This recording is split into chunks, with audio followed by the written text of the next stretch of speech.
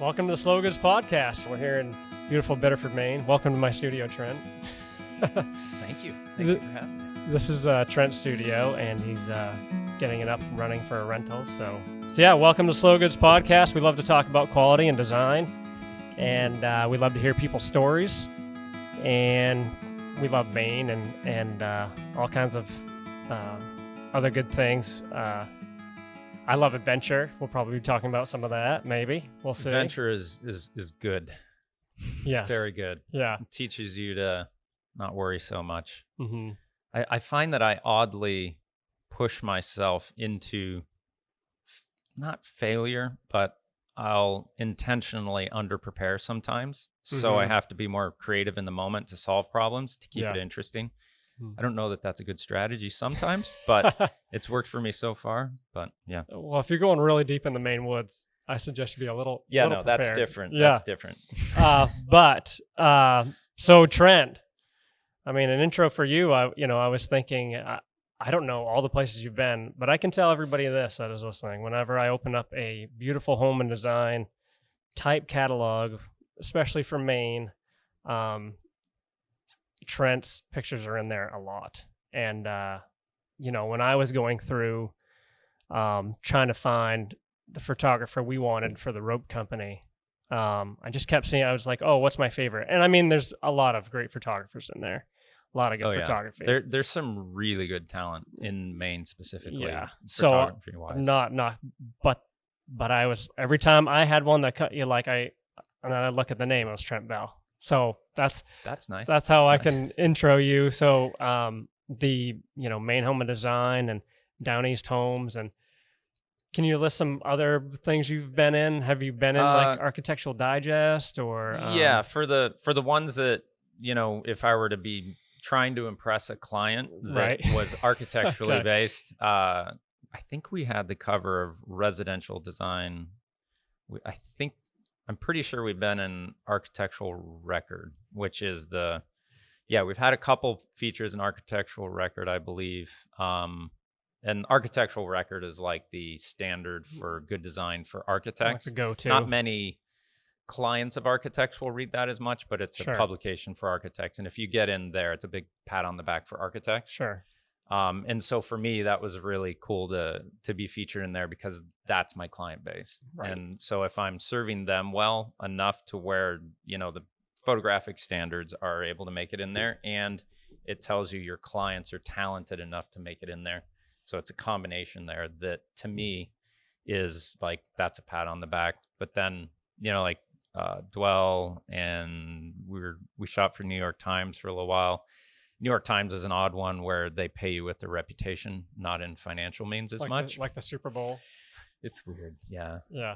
But I mean, publishing in general has taken such a weird turn, like in the last 15 years, basically when I started, that it's such a weird thing where before there was really gatekeepers that would say this photographer's talented enough, we'll use them. Now more so, I think, the public is a little bit more of a gatekeeper where it's through Instagram and social media channels that the people who can really make a good image just get all the likes. And so those people rise to the surface. I'm not really aware of how people in my situation now get to doing what I do because everything has changed right behind me or as I got into it. It's a weird thing. But yeah, we've been in a couple publications, and I don't think I've ever read a single article I've been in because it's odd. I don't have a lot of interest in it, which is weird. But I totally get it. I love working as an architectural photographer and capturing those images, but the whole cycle and social scene and everything else, I'm not interested in. It's more so the creativity and seeing and showing what my clients have created to take then my layer of creativity and put it over it. That's where I excel, and that's where I'm interested in this. That's your passion. And beyond that, it's all kind of it all serves to keep my family fed and housed. So it's this odd combination where you have to bring the two together if you go for one too much, the other suffers. So you have to think about building a business and getting your name out there and being seen in publications and all of that. But then on the other end, you have to protect your creative energy. That how long have you been doing the rope company now? It's been 10 years now. So so depending on your personality type too, it sounds like your wife is more of the when it comes to your company, from what you've said, she's a little bit more of the open, creative, visual, like creating things a little bit more, and you might be a little bit more of like, all right, this is what we're doing, and we're charging ahead, and I'm making sure it's getting done on time. I'm sure there's overlap. Yeah, I think the originating things is where she is. Yeah, just fabulous, and having a great eye, and somehow always blending that timeless with trend. Right. I can take it and understand it and then hold it, right? Which I have to do a lot. She's mom at home. And I got to make calls and do things as we're going. And I'm sure I make a ton of bad ones, but she is really certainly, like, call it creative director, right? Maybe. Right. Yeah. But it's great to have that combination of talents and diverse personality types, because if you don't have that, if you're fully creative, like if I'm fully involved in just capturing great images and I never do any really thought about marketing or developing a reputation outside of that and patting myself on the back in the face of potential clients a little bit, like, no, I'm really good, you guys should use me. It's all that weirdness where my instinct is to just do good work and let the work come because of that, which kind of works, but kind of doesn't too. So I don't really know what I'm doing, but it's worked out. So I figured something out, and I'm in the process of trying to figure out, what did I figure out? Right. Well, we'll get into ridiculous. Maybe we can dig into that a little bit today. So just over what's your story? I love to hear people's stories, like get as detailed as you want, but I mean, maybe growing up and getting into, where you've come today. If I had to try and put it in 1 minute, you don't have to go 1 minute, but but that's me saying, like, all right, if I try and fit it in one, it'll be 5. Right. I was born into a family that my dad was a pastor and then church administrator in the Seventh-day Adventist denomination, and very for a religion that's fairly conscientious conservative overall, in my opinion. They themselves were of a personality type that was a little more open-minded than in general in my opinion. And I say that because I felt a lot of the constraint of the culture from the culture, but never from my parents. Right. My parents, I always just felt love and acceptance and encouragement. They obviously had their standards, and I got punished for the things that are going out of line. There's all that normalcy there. But my own personality type is more open and left-leaning, but I was raised in a very right-leaning, conservative or conscientious environment. Both my immediate family is having a lot of moral guidelines and everything else, and the culture at large that I was involved in. I went to Christian schools, private Christian schools, for all of my education, and grew up completely in that subculture culture. And that's good and bad. There's a lot that can go good and bad in that. The things that can go bad is that your view becomes very tribal and limited, and you don't know that it's tribal and limited. And you start to view people outside your tribe or social circle as being naturally evil because they don't see the one truth that you see. And that is very, in my opinion, very, I don't know, it feels very damaging overall to the health of even like a town, state, and country overall. If we all do something like that, it's not going to be good. So that cultural faith didn't work out for me. See, look at this. I'm already like 5 minutes in and I haven't even gotten out of I'm getting distracted here. But anyways, I grew up in a very faith-centered community and a very faith-centered family. I have a lot of respect for it and what it taught me. And being very open as a personality type, but being raised in a very conservative environment, I believe gave me a very good grounding. because naturally I don't respond well to order and limitations and schedules and all of that. I'm much more so, I need to wander, I need to discover. I'm very excited and inspired by the novel and what's possible in creating in that sense. So, but having that idea and expectation of boundaries and limits and following morals that are already established, that have shown to be effective over time, while taking those as very strong principles, but not rigid things, I think has really served me well. Coming out of that, I basically distanced myself from the Adventist faith. I think I've come back to a place of strongly believing that there's a God. So all of philosophy and theology and all that, that's basically where I'm at. And I could go on for way too many hours about that. Education wise, I went to architecture school, got my master's in architecture, practiced for 3 years. College? Yes. So high school was a Christian high school? Yep. Shenandoah Valley Academy, 4 years Christian school. My father-in-law was my grade school principal. Okay.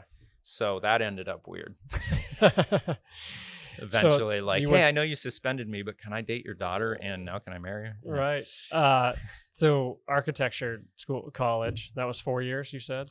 I think overall it was 5. I got my master's, so it extended out a little further. And then from there went right into starting a architectural firm with a friend of mine here in Biddeford, Caleb Johnson, who then went on to start Caleb Johnson Architects, and then now Woodhull Design. Caleb and I worked together for 3 years. He's incredibly talented, incredibly driven and determined individual, really good friend of mine, probably one of my best friends. But to work as friends who both have the same interest is very difficult, because it's not like your wife and you, where you have complementary personalities and probably interests. They're like, oh, you go do all the creative stuff and I'll do a little bit of that, but I'm going to do all this stuff and I'm great at this, you're great at that. And the combination's unstoppable. We kept both wanting to design or both wanting to do this. And to make matters worse, he was probably 3 years ahead of me in experience and had worked as an architect for 3 years, and I was fresh out of school. So there's all those kind of weird dynamics that played in. And I don't think, especially at that time, I was not naturally a great person to be in a business partnership with. Way too unpredictable and wanting to come in late and stay late so I could surf in the morning, or like come in early and leave early so I could surf in the, and for starting a business and consistency at that, it just, didn't work out. So you're coming out of high school, you choose architecture, right? So why architecture? And you talk a lot about creativity. So when did you start getting inspired and noticing that? And then, also getting into... Interesting questions give me goosebumps, by the way. You see that? Yeah, that's great. Weird. Perfect. And then, when it comes, why the switch from architecture to architectural photography? Yeah. Okay. So, right out of high school, I had been dating a girl for 4 years, and I figured I've got to have some degree to impress her family and, maybe marry this girl someday. And so I went pre-dentistry, where she was going to nursing school. High school relationships, they've got a 2% chance of working out, and that fell apart in a not great way for me. I ended up, after a year and a half university, trying to be a dentist, or, going pre-med essentially. Dropped out and moved to Michigan for one winter, where Caleb was actually. And he was renting a house with 2 other friends of mine at the time. And I just went and lived with them and worked at a cabinet shop while being, deeply depressed now, having lost school. And I'm in a cabinet shop with no windows in the winter in Michigan. Michigan in the winter has no sun. It's like a sheet of gray the whole winter. It's horrible. Thought pre-dentistry would be the thing. Yeah. But it wasn't engaging enough creatively. And there was so much stuff that had to be just blank memorization, like names of teeth and body parts and stuff that I just couldn't relate to enough. So failed at that. But the whole time I'm thinking what Caleb was doing looks like so much fun. Mm-hmm. The odd thing was I went and shadowed architects in between all of this to think maybe I want to work as an architect because the school looks amazing. Mm-hmm. And it was, but the day-to-day practice of working as an architect does not fit my personality. And I even saw that when I went and shadowed them, but I wasn't smart enough to get out of the way of that. But I'm glad I went through it because of where I'm at now. If I had listened to it there, I would have realized these guys and what they do is not what I'd enjoy doing all day. It's a huge amount of details that you have to collate and organize and herd.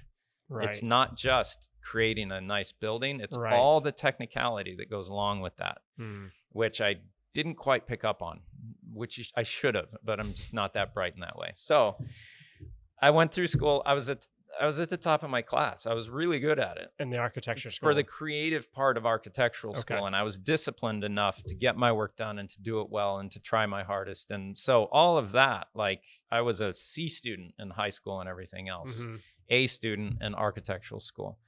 When I got out and started practicing though, it's just such a low gear, high churning, and the creative part of an architecture project is so small compared to all the work that has to go into it. And it's an extremely difficult way to make a living.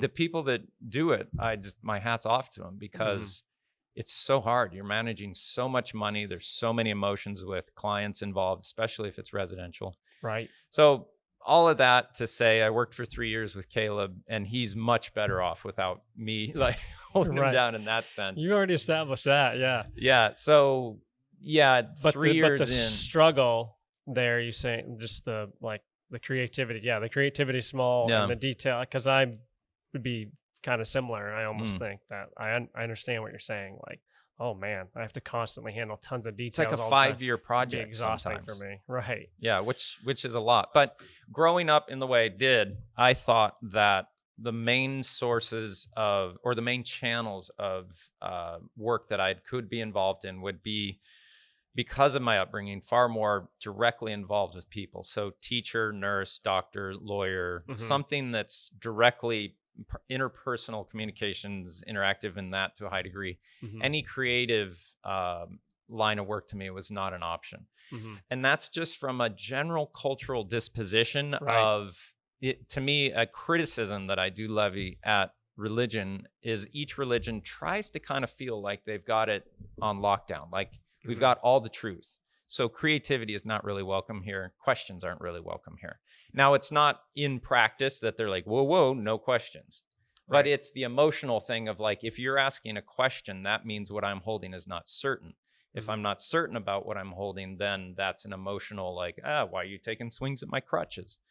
So there's that weirdness. But I thought you have to be those things. So I tried to do dentistry, and then I thought, well, maybe teacher, and I'm a horrible teacher.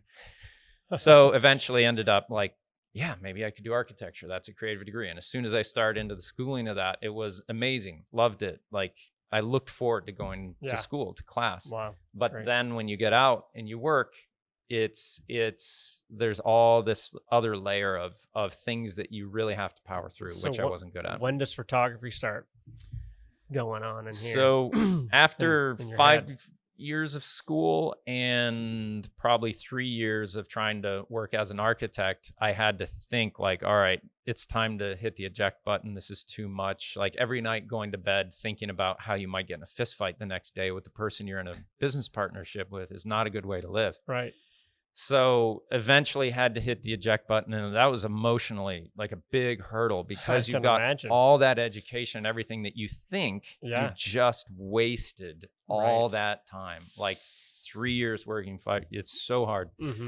But eventually I was just too unhappy, and Amber could see it. And I asked her, like, if I hit the eject button on this, I think at the time I was just going to buy rental properties and fix them up. That would be my creativity.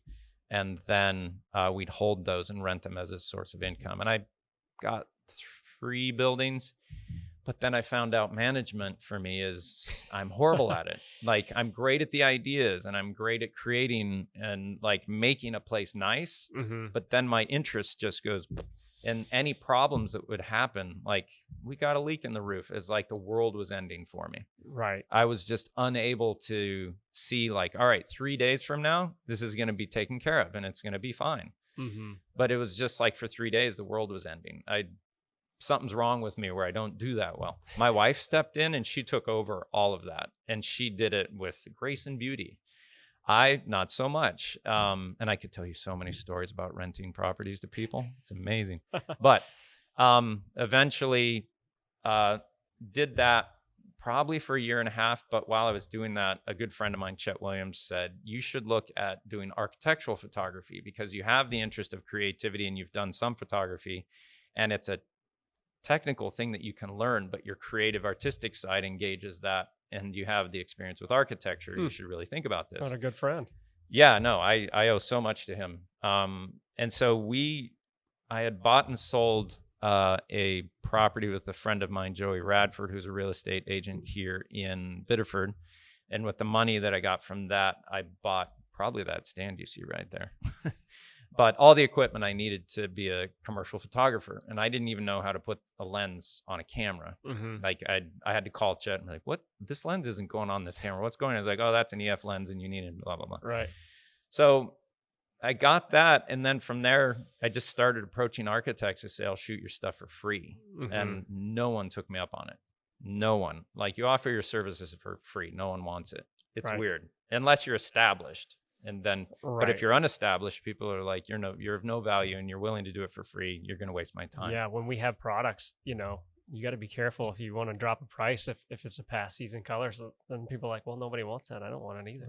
Right. It's a weird funny thing. Perception. Yeah. So I basically, I realized I had to find someone that gave me credit in the eyes of people I was approaching to hire me. Right. So how do you find that? So if I can show that I can do the work, magazines will hire me because they don't care who I am. They're not worrying about, can this guy get his stuff published somewhere? They're the publishers. Right. So I knew that getting in the publications, I had to at least show I could do work as good as what they had in the publication. But how do I get someone to back me to, right? So I approached the city of Biddeford, which I had sat on the Historic Preservation Committee. And so I had connections there. And I said, why don't we do a thing for the city of Biddeford, and I'll go and photograph all the business owners, and you can do a little interview with them, and then you'll have, this environmental portrait of them in their business that you can put on the website and prints and, And so that actually worked really well. I went around to different businesses and photographed them in their space, like Marty Gorman, who ran for he ran for congressman here recently, and he's running again for local Congress, I think. But stuff like that. And then it got my name into the business channels and started getting work that way. And then just kept collating and building business that way. I had my big break really was, I knew there was a really good looking little project going up in Goose Rocks Beach that Caleb's old boss, Stephen Blatt, was doing. And I could see how photogenic it was. And I knew that the architect would be more discerning about the photos. So they wouldn't be as likely to hire me having not proved myself. But I knew that the builders usually have less, not none, but less aesthetic concern. They leave that to the architects generally. Yeah. But the builders are the last ones at the project, so they'll have the keys. So I knew, like, all right, if I can find the builder of that project and tell them I'll go and photograph it for free, they might take me up on that. So I approached the builder, and it was Shoreline Builders, and they're the Fred Trudeau, nicest guy, his whole family, great people, ended up working with them a lot. But they're like, well, sure, yeah, let's get you in there. So the image I got of the exterior ended up on the cover of Main Home Design, like in the first 2 months of learning how to put a lens on a camera. Wow, that's So cool. there was some natural ability that I already had, and I could feel it when I interacted with it. I was like, oh, this is me. I know how to do this almost intrinsically. Now, I didn't know all the technical stuff. I didn't know the shortcomings of, like, there was a light on or a shade was pulled, and I didn't quite know how to take it out in post-production at the time.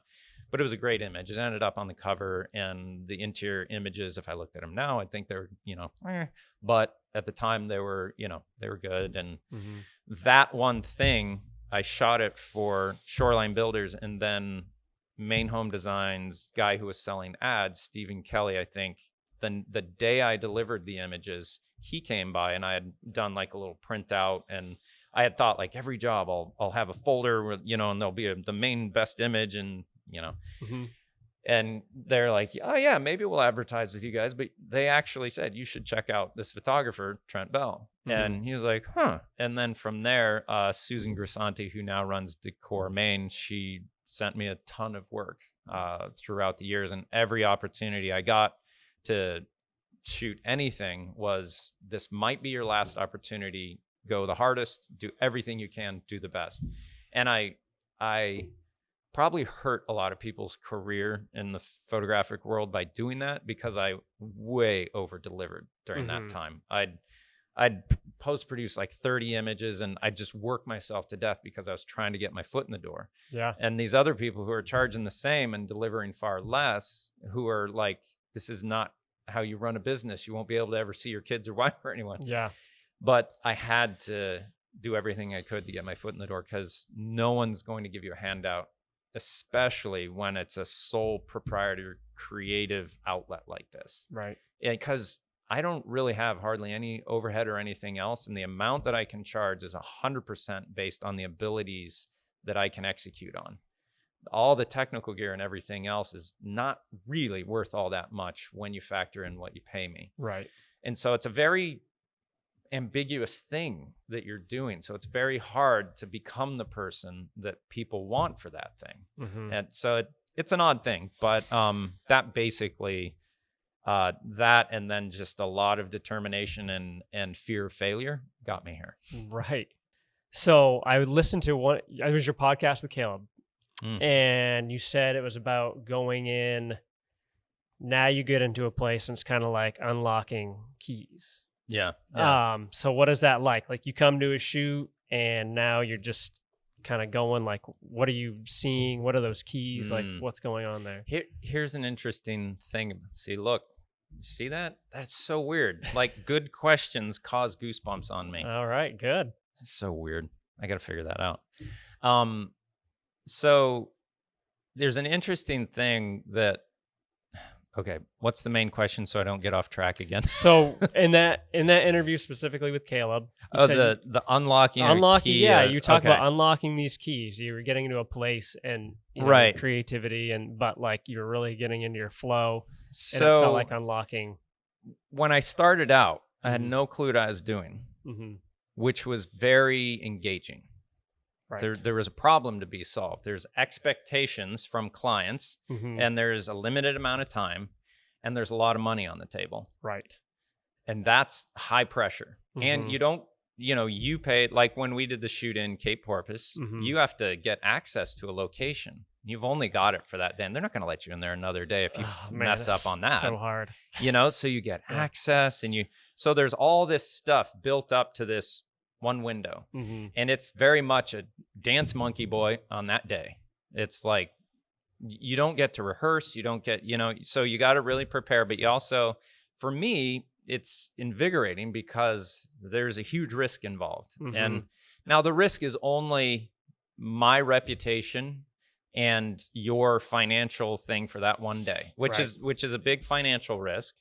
But that's kind of why for me, it's fun. Not that I'm risking your money, but I've shown that I can walk that tightrope every single time. And at first, it's really emotionally rewarding because it's highly, highly creative, because I don't know what I'm doing and I have to respond to what my subjective emotional state tells me looks good. And I'm Mm-hmm. transferring from subjective into objective and capturing it. I'm working in that process. Right.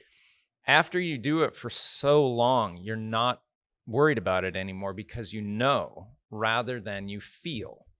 Now, when you Right. transfer from knowing to feeling, it's kind of like a marriage, like going dry, in a sense. Like, now, hear me out. So, if you start to become bored in a situation, that's not good. Right. And the thing I find is that if the more I do this, if I overdo it, I can become bored in a situation and don't have enough passion or risk involved. Mm-hmm. So when you start out, your prices are low because you're unproven, but you're willing to work for it because, for one, the emotional engagement is so high. It's so fun to go and do, like, people are paying me to take pictures and I don't know really what I'm doing, but I made it work. Right. And then I made it work again. And then I made it work again. Look at this. I'm doing it every time.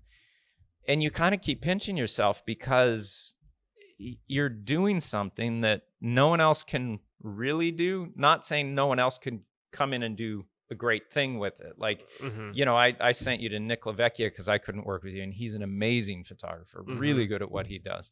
I take a huge amount of inspiration from him. Yeah.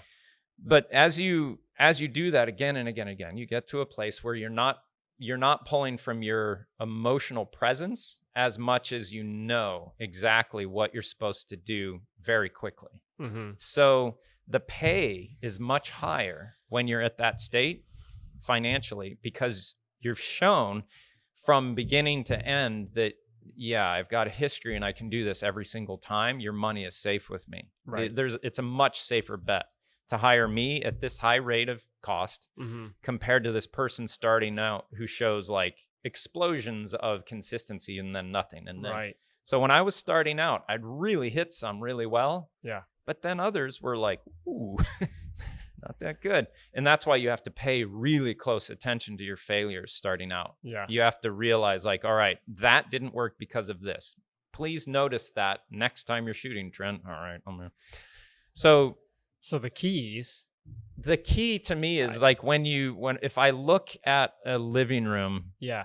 I already know, like, all right, you want to have a place where you as a viewer in an architectural image want to sit or be in that space. So there's either like a sidewalk going through a beautiful landscape that calls you through it, or there's a nice seated couch looking at a great view. So if you can't see where you're supposed to place yourself to partake of that space, Right. it's going to fall a little flat. Mm-hmm. Now, details are different. You're seeing connections and all that. But for overall rooms, I can, if this was a living room, I can walk in, and if this is glass over here, I know we're probably going to want to shoot towards a view.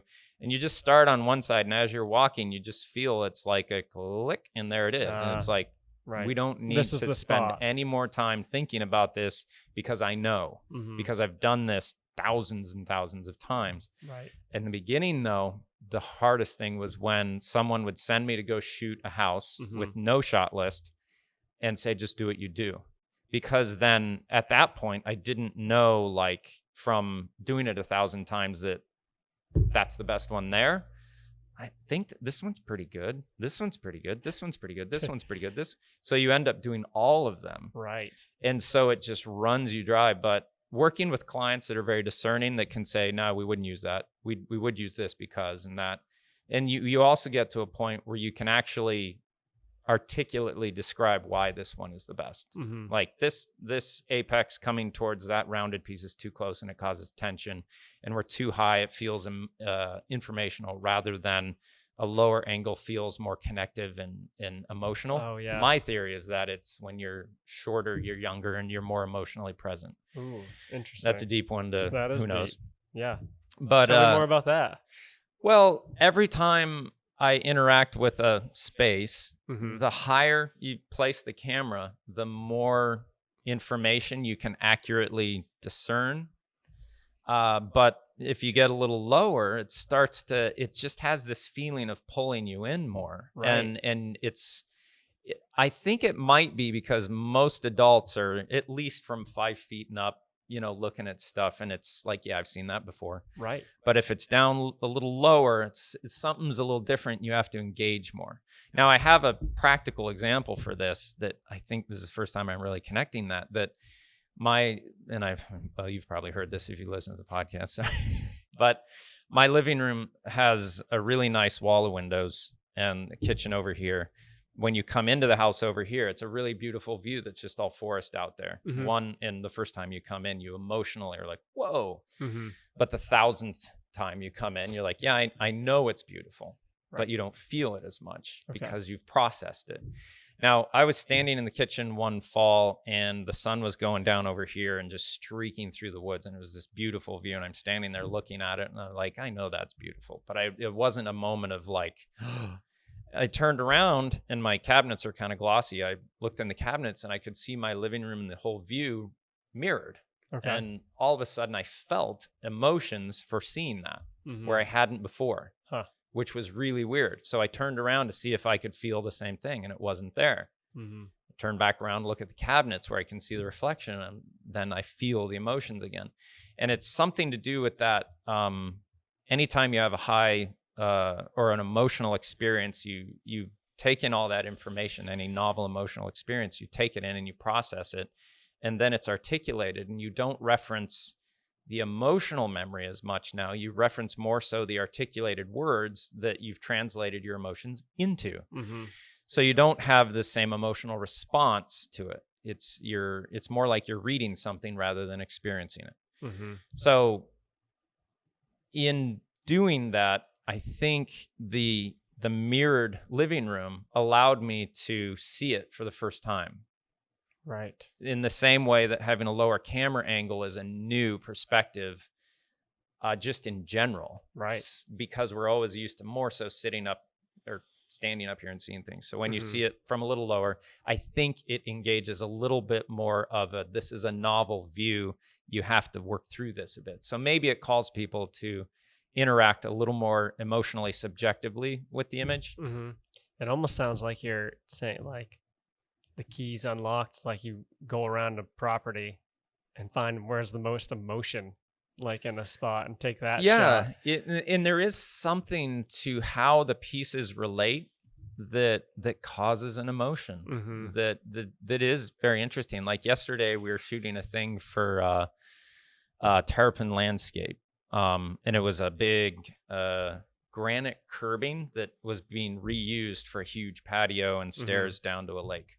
And the best views were of the patio looking out to the lake, and by cropping them just right, when you walk in, I thought it was going to be hard to shoot. Mm-hmm. And then when I framed it up where I thought like I knew I should, mm-hmm. Yeah, that's interesting. I knew enough to crop it how I cropped it, but I wasn't expecting the emotional response that I experienced once I saw the crop. So I put the camera in, and then I was, whoa. And the client came over and was like, whoa, and I knew to do that, but I couldn't tell that it was going to make me feel that. Mm-hmm. And I was right. And we did it like 3 or 4 more times, but that was all based off of knowledge of past failures mm-hmm. and successes that I knew to pull in there, which, yeah. But so what would you say your kind of, purpose or mission is as a architectural photographer now? Like, and, what are you hoping people, when they come to you, are thinking or wanting, and what do you think they're actually thinking or wanting? Right. And those are all maybe a little bit different questions, but I think kind of similar. I think the thing primarily is that it's such a hard thing to actually objectify mm-hmm. because quantify. It's basically an overall general response to the subjective interaction with individuals with the single image created around the project that they did. Right. And so you have to start out knowing that you're overlaying. So I'm overlaying my creativity over what you created. Right. Right. So you have these great lobster rope mats, for a lack of a better description, but the colors are amazing and they're mm-hmm. done well. And I love them. I have one on my front door, and every time I go over it, there's this little like authentic, beautiful piece that someone I know and value made. And I really like having that in my home. The things I really value in my home have come from people that I know and really value having in there. That makes me emotional for some reason. But what was I saying before? Yeah, I think you were saying we were talking about why people come to you, Oh, right. and what are you hoping, I guess, what is your passion to deliver? Right. So I think people come to me because there's been enough of positive subjective interaction with the images created that leaves an impression that spreads, that whenever a client shows the images that we create to someone that they value or hope will value them, there's a positive response. So it's chain reactions all the way around that that then come back into reinforcing in the client that hires me to say, we've had really good success in the past with Trent, so we're going to keep using him. Or other people have had a lot of success with reputation and feel of images. So, so there's an expectation that he'll be able to create a positive emotional connection through this visualization of our project.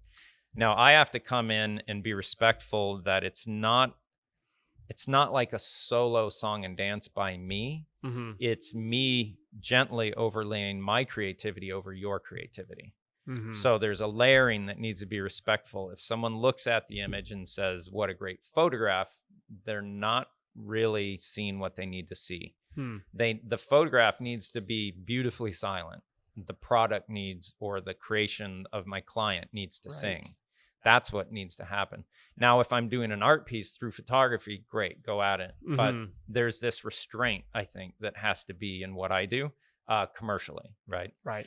And I think understanding that and being respectful around that and not making it too like photographer tricks all the time is some level of connection, especially with a design community as traditional and restrained as New England typically is. There's opportunities for going outside the lines and being a little crazy, sure. But overall, there's a refinement to it that I think that has served me well, maybe. So yeah, no, I love your ideas, and like I said, I just try to get you creatives in the space. And hey, what do we want to do here? We have to knock out the what I call background shots, get over the top of the mat on a certain. We're always all bored at that one, but we try to knock it out quick. But I love what you said about being beautifully silent. Tell me more about that, I guess. If you're looking at who to bring into your life long term, and you look at someone who's doing a lot of song and dance to try and attract you, or someone who's respectfully presenting themselves as quality, there's a difference there. There's an easy, quick, advertising of yourself, or it's a problem of how do I create a perception around myself to advertise this? And that's not just for people and not just what you see in thinking about what to consider to bring into your life. But if you took the marketing aesthetic of Bubblicious and put it with your mats, it would devalue it a bit, right? Like a lot. It's not the same thing. So, bubblegum, you chew up and spit out. And unfortunately, we as humans have the same thing. And people who end up, in one line of work and the other, there's reasons for that. And so it is in photography and products and everything else, that if you've got something that's, less money and needs a quick turnaround, there's a different kind of aesthetic that goes into it and everything else. Silent beauty is there's something in that there's a restraint that speaks of a depth of, I know who I am, I know what my value is, and I'm not going to try and use my value to manipulate your perception of me.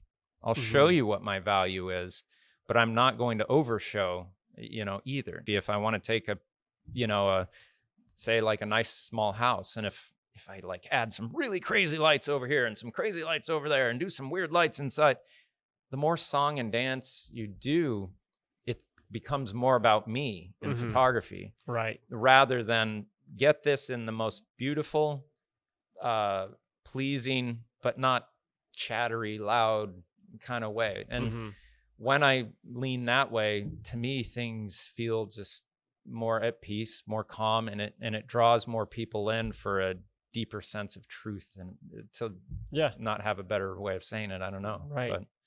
But tell me a little bit, like, what are your just days like? Like, take me on I guess days in general, but I'm sure we'd all love to hear about a shoot day, you know, but we know there's also probably just the in-studio days and the grind out days, but I've oddly gotten to a place where my business will self-sustain to a degree. So I don't have to put as much time as I used to into directly marketing to potential clients with my personal time, which is nice. But there's a lot of post-production work. There's a lot of estimates and all of that kind of stuff. Keeping up a social media presence. All of that I'll usually schedule 2 days a week to shoot. Okay. So then we have weather flexibility and a shoot day. It certainly doesn't look like much, and it looks like you're just kind of having fun, but it's a very, very high intensity of mental creation for the day. And it really wears you out if you haven't been on a photo shoot. To go on a photo shoot, and especially if you're someone who's in charge of everything happening on time while trying to be creative, you're then pulling like two very different parts of your mind together to work together. It's really hard and can be very exhausting. So I used to do like 3 and 4 shoots a week, and it was just like, that's for a 30-year-old man. But now I don't have to do that as much. I can charge more, and I can work less, and now I have time to be with my family and spend time with my kids, which I find to be the most valuable use of my time, honestly. So I'm scaling back and trying to work with only clients that really appreciate what I do and that I enjoy working with, which is a prerogative you get once you are established, which is really nice. But it still does take a lot of work. Even on the Monday, Wednesday, Friday, when I'm not shooting, I'll have to be doing emails, estimates, and blah, blah, blah, blah, blah, blah. And then we have Tim going full time, and we're starting to open a podcast studio now as well. So a lot going on. But I really enjoy the space of podcasting, because it allows you to get out these ideas, be it they wrong or right. This is the process of figuring out, like, oh, maybe I shouldn't think of it that way. Or I have a proposal that we think of it that way. What do you think? Yeah, that actually is good. Okay. These are really important things for transferring even what I've learned in photography over to other people who want to do the same thing. I've gone through it. I figured it out for me. And there might be some of the things that I did figure out for me that'll help you. And also for people like yourself, potential clients looking to work with a photographer, like, what should we expect? How should we approach it? You know, what can we expect to pay? All of that kind of stuff is really important. That's why we're starting a podcast business, because I believe in this kind of communication that's less spun, less manipulated, and more honest. So, you know, I'm sure a lot of designers and architects and professional curators will be listening to this. What would you give them for advice on working with someone like yourself, how to, you know, get the best work together? What would you give for advice? I would say base it first off of, look at, you know, a good slice of whoever you're considering hiring. Look at their work. And if you can tell, yep, that's a Trent image, that's a Trent image, that's a Trent image. If you can see a consistency within the photographer that you're hiring, if you can see that consistency in their work, then you can expect the feeling that you see there is what you'll get in your work. Now, if it seems like it's all over the place, you're not sure what you're going to get then. And that's one argument for photographers to limit their website to specifically the subject matters that they want to shoot. So like not people, only architecture. Right. I have some people's stuff on my site because I do enjoy shooting stuff like that, but primarily we're 90%, 95% probably mostly architecture and architectural related things like house goods and furniture and stuff. But to have an idea that you do want to look for quality, not quantity. Mm-hmm. If you try and get more, the more that you get, the less quality you'll have. It's just, you have to take the time and like it. I always find that I can only really take in a piece of artwork if I'm forced to stay somewhere. Right. So like in marriage counseling, they always have bad pieces of art in there, but it's the only art I ever actually start to feel and see anything in, which is weird.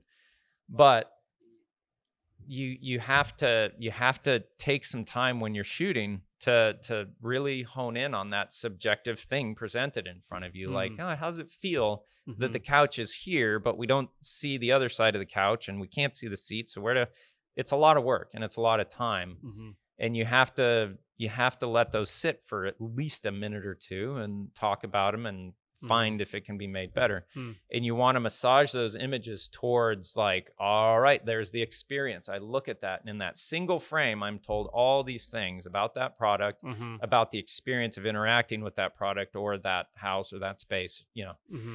So keep your shot list low. Yeah.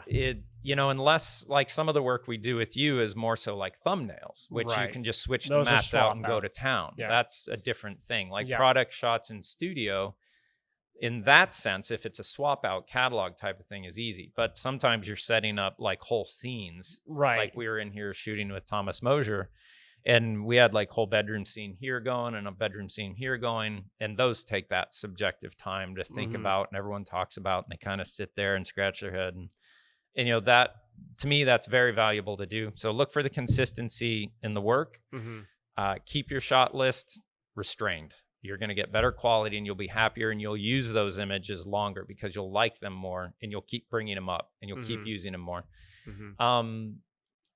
Having a stylist is really important, and having someone in charge of the production schedule of the day is really important, because your photographer is going to generally be someone, if they're really good, they're not going to be that technically oriented. Right. They're going to be creative. If you hired a technical photographer, you're going to get junk images. They're going to be technically perfect. Right. You won't have blurry things, and the light will be very informational, but you're not going to, like, sometimes you want the image to lose some technical quality, right, to add some atmosphere. Like, there's all those things at play. And we'll have emotion, right? Right. Yeah. Like, you want kind of like imperfection in there to a degree. It's weird, but you want to subjectively engage. You'll need the time. Keep your shot list low. Have a stylist who's looking at the color consistencies of the pieces that are put in, like having your wife there and she has the vision of the styling in her head. So, okay, I don't have to worry about it as the photographer. You're going to be doing that. Great. I'm only going to be focusing on the relationship of graphic, like this is communicating with that. Are the colors right or anything out? We pull her in and she, but let's put a blanket there and soft good styling, Yeah. But having a stylist helps a huge amount. It gives they can look at your aesthetic and they can bring it in and make it even better. Well, and like with Hannah's case, decisive. Right. And actually that's time. Decisive is good. And that's where I go to her the most. It's just like, she's very decisive. Yeah. When it comes to that stuff. And right. She's got this vision, whatever it is, great. Yeah. Let's do it. And she's not doing math in her head. No. She's emotionally present through what she sees it's visually. All feeling. Yeah. Yeah. And so that's where I do think, I'm going to take us off track there. Never mind. So consistency of work, keep your shot list low so your quality can be high. Try and bring a stylist if you can, because your photographer can do 3 roles. He or she can be the photographer.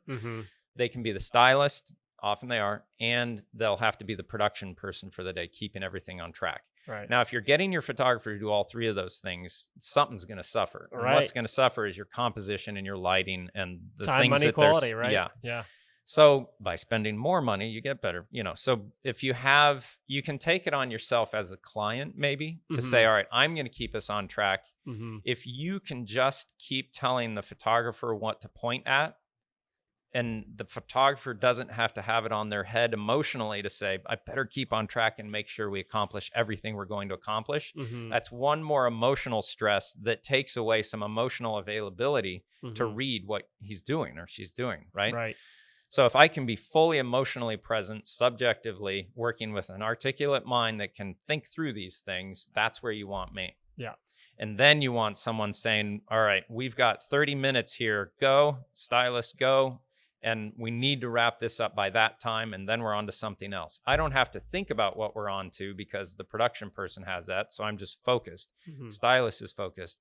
That feels best because that way you're pointing me at what I need to do and what I do best. Right. Then we're like, you'll get your, and when I work with people that point me in a direction and then get out of the way, as far as people that hired me to do what I do, right, the best results are those people who they give you an outline, but they say, you do what you do. I'm not going to tell you what it is. You'll have a creative person that will say, well, we'd like to focus more on this or that. There's a process, sure. But the people that come in and try to be the photographer themselves too much will really take away from the voice that they already chose. So they choose to hire this photographer because of their consistency. But if you come in too much with your own opinion, you can squelch that voice and it becomes the client's vision in photography rather than the photographer you hired, which is, it's a nuance there. I get it. Definitely. But yeah, to, in a sense, get out of the way, but to also offer all that protection of that creative space for the person that you hired. So those are I think the main keys. Okay. And to make the people you feel with valued, if you do truly value what they're doing, yeah. As well. Getting, you had sent like keychains and stuff just from the work that we had done. And you're like, yeah, here, take them out. I love it. And it's just, that's kind of one of those things that's kind of like you feel the next time you work with that person too, you feel like, these guys value me and what I was able to add to what they're doing. They actually value me, not even beyond like what I demand I be paid. Right. But also like, no, like we really valued that. That was good. Thanks, relationship. Man. Yeah. Partnership. Yeah. And so that would be, I guess, my best. That's great advice. Yeah. So what is the favorite part of your, let's just say a photo shoot day. So, right. It's all the, what's your favorite part of that day? When maybe it could be up. all of it. Yeah. Okay. Maybe in the whole Trent Bell, professional, like honestly, what's your favorite part of your day or week? When a photo shoot wraps up, it's such a,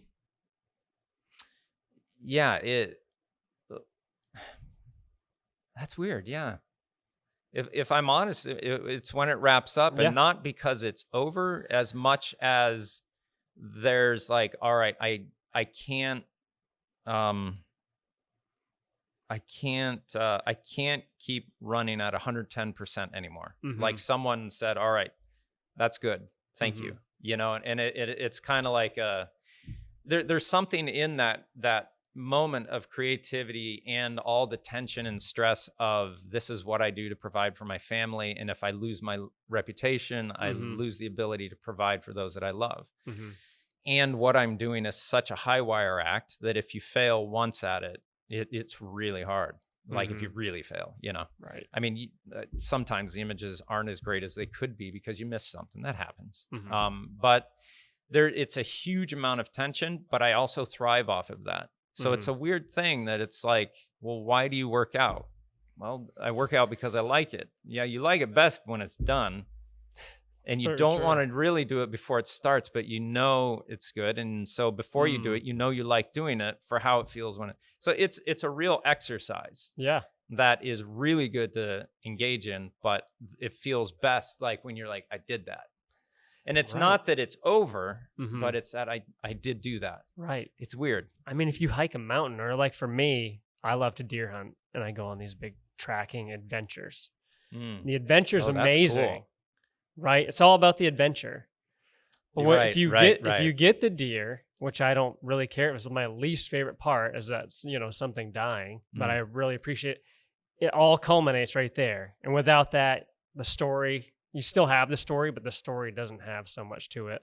Or if you've just hiked a mountain or whatever it is, once you're done, you're like, wow, that was great. Right. So I get what you're saying. It's kind of like saying have you hiked Shikora? No. So do you know which hike that is? No. It's over in Farmington. It's like the only mountain that's like the top, I don't know, quarter of it is all bald rock. And it's not because it's above tree line. It's just I don't know. Huh. It's really, really pretty. Okay. You look at it and you're like, we're Photo hiking shoot that? location. Oh yeah, it's insane. It's the best hike I've ever been on, probably, for the last quarter view. It's just amazing. But if you could just helicopter to the top, it's like, oh wow, what a great view. But the fact that I got myself on my feet from here to there, it's not the best part, but it makes when you get to the top that much better, So a photo shoot's kind of the same thing. To go from here to there, it's kind of, if you could just get to the end without the work, it wouldn't be as rewarding, but it would be easier. But the hike that you do is for when you get to the top and you see the view, right? But it's also for the hike, but it's not, Sure. Weird. Yeah. So what, do you have any interesting projects going on now or coming up or things you're excited about? We have a thing that we've done like with the Reflect project that keeps getting, people keep wanting to hear more about it still. I mean, it was like, I don't know, 10 years ago, that we did with prison inmates, their portraits, and we had them write a letter to their younger self and then put it in around them. And that was really well received. And we were going to take it down to Tennessee, but the problem is anyone who's interested in it, it's not art that you'd buy to put on your wall. Right. It's very melancholy in its presence, and it's very deep, difficult subject matter, but it's also very, very engaging. I mean, I watch people stand in front of it and start crying, and it's, but that's to me, it's a really interesting thing with a lot of depth that we continually come back to engaging with that I really enjoy. And other than that, it's just, we have a lot of really good architectural work lined up. It's just stuff like that. I'm really excited about the podcast studio that we're setting up too, just because of if money were no issue, like I would mostly be reading and writing and doing stuff like this, and then maybe I'd go to shooting like once a week. Right. Perfect. What does quality mean to you? Response to truth, probably. Being very aware, but also responding to it's a hard one. To me, it comes down to my definition of God.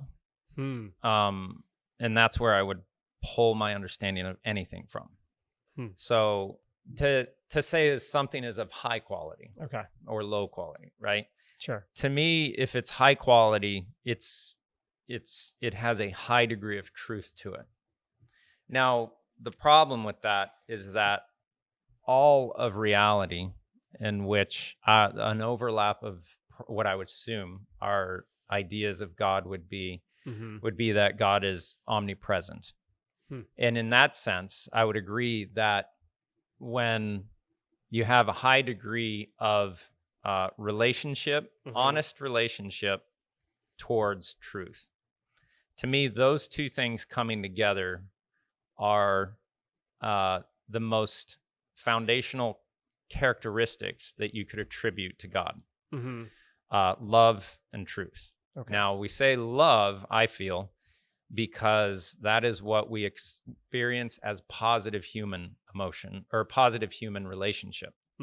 So if I'm in good relationship with someone, that means I'm treating them with love, and it's a relationship of love. So if I take that to the deepest level, it's simply relationship and truth are my foundational, the relationship between consciousness and truth, essentially. But relationship and truth, using your consciousness to identify truth everywhere you can means that you have to, in that, try and be as honest with yourself as possible to say, I'm not going to manipulate this towards my own glorification of experience. Experience is very deceptive. Right. So that's the hard thing, that if you're true to your experience, okay, but you can deceive yourself very easily. And I've done that a lot. And it's hard to undo that. And I've had to work at that. So there's something in there being a high degree of honesty within relationship towards identifying what is true outside of us. So if I'm looking at quality, I'm saying, okay, if you took the idea of a remote, say, what's a high quality remote? Right. Or a photo. Or a photo. Let's go with photo. Okay. What do you call a high quality photo after a high quality photo? Well, that's a hard one because I put a lot of lies into my photography. But, the quality being measured is the best communication of the creation. Say the architect made this creation. Right. And I come in and I do my best to represent the ideal of what that design was meant to be. Oftentimes I'll be taking out like fire alarms and plugs and switches or neighbors' houses that are too close, or so I'm lying constantly visually. But what we're trying to show is that here's the creation, and this is as close to honest without, right, without being a complete lie. There's a weirdness in there. If not, like, let's just all get a film camera and just one click and put it online. Right. There's a degree of manipulation there, right, but high quality in a photo. That's very interesting. You said that because, as you know, when we shoot our, like, the color's everything. Oh yeah. Because we have to show when people buy something and it shows up at their house, it's got to look like what they exactly. Yeah. And now the quality there comes in with Tim. Challenging. Well, correct. So generally when we take a photo and you look at it at its raw, right, it is not the color of what it actually, right, unless you can tune it in with a color grader and all that. Yeah. But with digital now, you can just shoot raw and it doesn't matter. Right. But in post-production, you better get the tuning in. So I love that you're talking about authenticity, finding the blend of authenticity. So, like, if we show the original photo typically to everybody, that's not what the color actually is.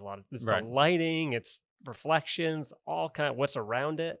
Well, I found with your mats too, from certain angles, there's a reflective nature to the fibers that play a game that's really cool too. Plays a game. There's no question about it. It's challenging. But yeah, so I love what you're talking. I just sounds like you're saying it's an authentic, and an ideal. I suppose that's kind of what I'm hearing. And to me, quality has a time coefficient to it. That I think if something's quality, its quality will be around longer. Okay, so that if something is made really well, and it's durable, and see, if you can balance beauty isn't normally highly durable. It's usually more, durable is usually more utilitarian. So you're kind of always playing these games with stuff. But with a photo, to me, a really high quality photo is one that will feel more timeless. And a high quality architecture will also be more timeless too. So fads will catch quick, and like a real attractive, slightly revealing thing will immediately get your attention. But it's not going to be a good long-term solution probably. Right. So to me, that quality of a photo is one that, how is this going to be timeless, or is this going to be a photo that gets dated really quick? So there's one way of looking at it, that if it's well done and it's the color correction is nice and the styling's nice, it's gonna have a shelf life that's much longer. Right. That's one way of finding that. Well, let's think of another one. What is your favorite, I'll give you a minute. What's your favorite kind of object around your house or at work or whatever, like something you use? It could be on a fairly regular basis. What is your like favorite? Do you have like a favorite go-to thing that you just love using? Like a material possession thing? That would be the Airstream camper. Okay. And that's because, well, for one, it's beautiful, but it's not that durable. I mean, you can scratch it so easy, but it's so beautiful. Why is it your favorite? So I'll start with the least valuable reasons and get to the best. Okay. The least valuable one is that it's just so beautiful. From the outside. Second is it's really beautiful on the inside too. It's just, you go in and there's a lot of light, and the roundness of the space, everyone that comes in stays and talks. Oh, nice. There's something weird there. Like, anyone that comes in does not leave quickly. And it happens every single time. And my wife went out with a friend to just show her, and they came out 5 hours later. They were just talking in the dinette there. They just ended up like, we'll just stay here and talk rather than in the house where we were at. Right. So it's just weird. But the most valuable thing is that anytime we're using it, it means our family is away from the day-to-day and we're working as a unit together. And that is just so beautiful when all the other cares are gone and you're there, just me, my wife, and my two boys. We pull up somewhere, they know to get the chucks out and do the thing, and Amber does her thing and I do, and we're working together as a family unit. Cool. And we just spend that time together. And it never before have I had a material possession that accommodated that with such grace and beauty. So it's now my, like, of all material possessions ever, it brings in this time with family in a beautiful way. And it allows you to go to new places, but do the same really valuable thing in new places everywhere. So it has that kind of novel aspect to it as well, which is just, it's really nice. That's so cool. So to me, I feel like you just explained everything. That you explained quality, and somehow you even brought adventure in there, which I've never really quite thought about. Yeah. You talked about authenticity and timelessness and beauty. A lot of the, so I'm passionate about finding true quality and what it means to everybody. And so how can people find you? Where can we get at? www.trentbell.com. Like, who says www? I know. Just Trent Bell, trentbell.com, or on Instagram, or Trent Bell Photography. Just all one word. Just Google Trent. Yeah. Just Trent Bell Photography. Google Trent Bell Photography. If you Google Trent Bell, it's either me or an Australian Idol guy. I did see that. He's way better looking, especially without his shirt, than me, apparently. Make sure you get the photography and stuff in there. Yeah, I was like, who's this guy? I keep hoping, like, he gets really famous and then tries to buy my website. Oh, man. And I'll be like, so why not? Hey, all right. Perfect. I'll just move over to trentbellphotography.com. Yeah. Not anyway, thank you so much, Trent. I really appreciate it. Thank you.